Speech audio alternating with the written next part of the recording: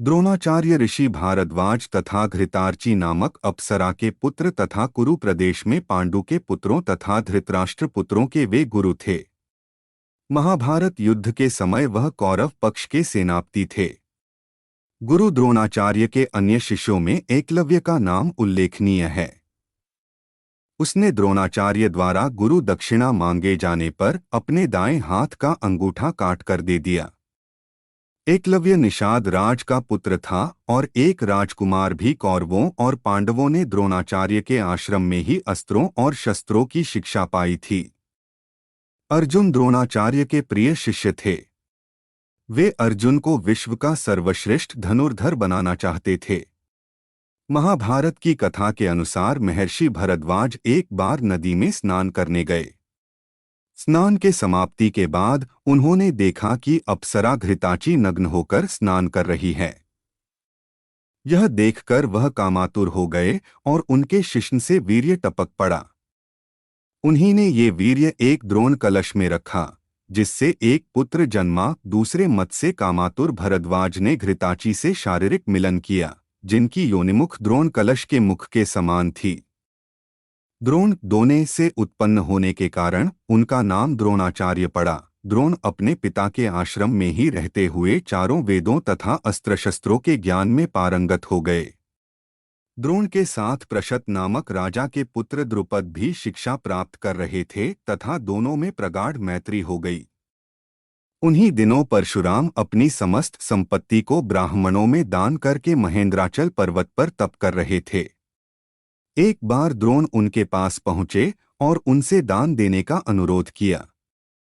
इस पर परशुराम बोले, वत्स, तुम विलंब से आए हो। मैंने तो अपना सब कुछ पहले से ही ब्राह्मणों को दान में दे डाला है।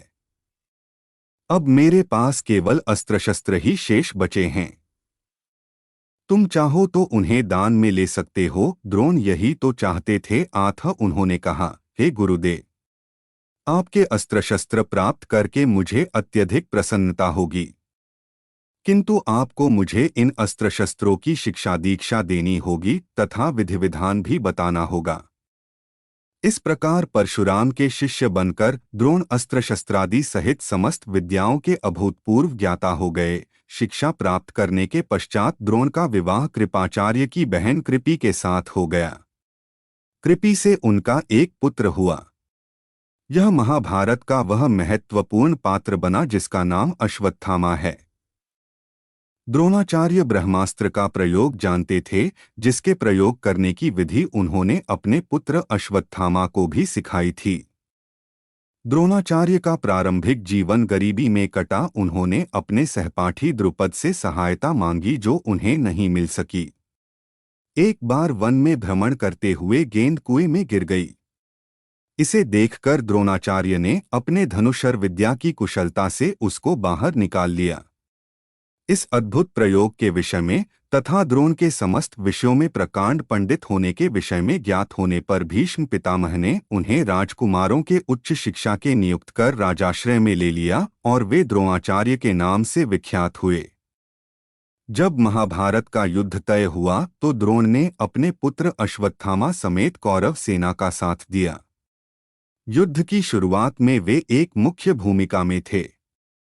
युद्ध के 11वें दिन के बाद भीष्म पितामह को अर्जुन के बाणों की शारशा पर लेटने के बाद दुर्योधन ने कर्ण के कहने पर द्रोण को कौरव सेना का प्रधान सेनापति चुना। सेनापति बनते ही दुर्योधन और शकुनी द्रोण से कहते हैं कि युधिष्ठिर को बंदी बना लेंगे तो युद्ध समाप्त हो जाएगा। दुर्योधन की योजना को अर्जुन पूर्ण नहीं होने देता है। कर्ण भी पांडव सेना का भारी सहार करता है। दूसरे ही दिन युधिष्ठिर को बंदी बनाने के लिए शकुनी और दुर्योधन अर्जुन को युधिष्ठिर से बहुत दूर भेजने में संपूर्ण हो जाते हैं, लेकिन अर्जुन समय पर पहुंचकर युधिष्ठिर को बंदी बनने से बचा लेते हैं। दुर्योधन राजा भगदत्त को अर्जुन से युद्ध करने के लिए भेजता है। भगदत्त भीम को हरा के अर्जुन के साथ युद्ध करते हैं। श्री कृष्ण भगदत्त के वैष्णवास्त्र को अपने ऊपर लेकर अर्जुन की रक्षा करते हैं। अर्जुन भगदत्त की आंखों की पट्टी तोड़ देता है, जिससे उसे दिखना बंद हो जाता है। अर्जुन इस अवस्था में ही उनका वध कर देता है। इसी दिन द्रोण युधिष्ठिर के लिए चक्रव्यूह रचते हैं, जिसे केवल अर्जुन, श्रीकृष्ण एवं अभिमन्यु तोड़ना जानता थे। परंतु अभिमन्यु चक्रव्यूह से निकलना नहीं जानता था। युधिष्ठिर भीम आदि को अभिमन्यु के साथ भेजता है, लेकिन चक्रव्यूह के द्वार पर जयद्रथ सभी को रोक देता है। केवल अभिमन्यु ही प्रवेश कर पाता है। वह अकेला ही सभी कौरवों से युद्ध करता है और मारा जाता है। पुत्र अभिमन्यु का अन्यायपूर्ण तरीके से वध हुआ देखकर अर्जुन अगले दिन जयद्रथ वध करने की प्रतिज्ञा ले लेता है और ऐसा न कर पाने पर अग्नि समाधि लेने को कह देता है।